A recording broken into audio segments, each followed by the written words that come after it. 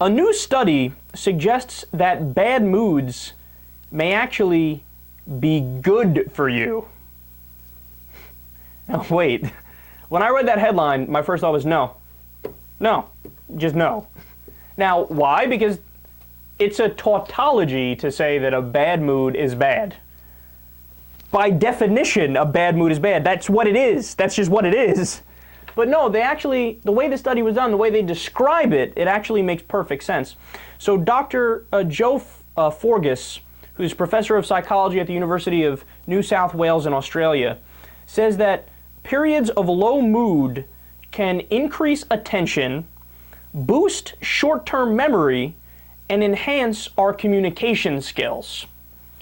He says, quote, "Mood states have an important evolutionary signaling function, preparing the organism to respond appropriately to various environmental conditions. In a sense, good moods signal that the situation is safe, familiar, and that existing responses are appropriate. Negative mood, in turn, signals that the situation is new, challenging, and greater attention to new information is required to produce an effective response." So that's really interesting. And then I had a little light bulb go off in my head. It clicked. And I thought, well, wait a second. There's this old cliche, this old platitude where people say, well, there's a touch of madness in every genius.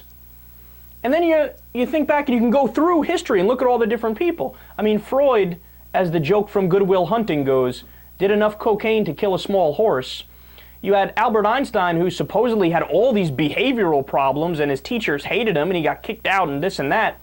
And you realize that there's so many different characters like this where the exact same thing happened. Or a lot of people who are brilliant but were also massively depressed. If you've ever noticed, usually people who are depressed are really smart people, right? And that shows you that there's certainly a lot of truth in that idea, but there's also truth in the idea that ignorance is bliss, right? And if you're really ignorant to what's going on, you could be really happy. Really religious people, according to some studies, are happy because they have this naivete about them, and you know that their mind's not functioning as quickly and going down as many, lines of thought, so you're able to just oscillate in this cloud of happiness. That's essentially what's going on here.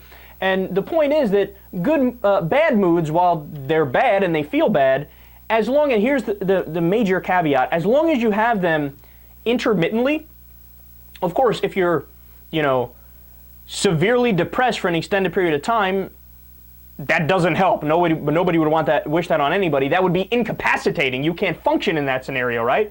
So no, not in the extremes. This is true marginally speaking.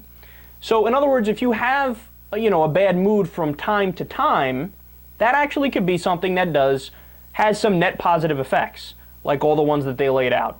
Increases attention span, boosts short-term memory, and enhances communication skills, among, I would guess, a couple other things as well.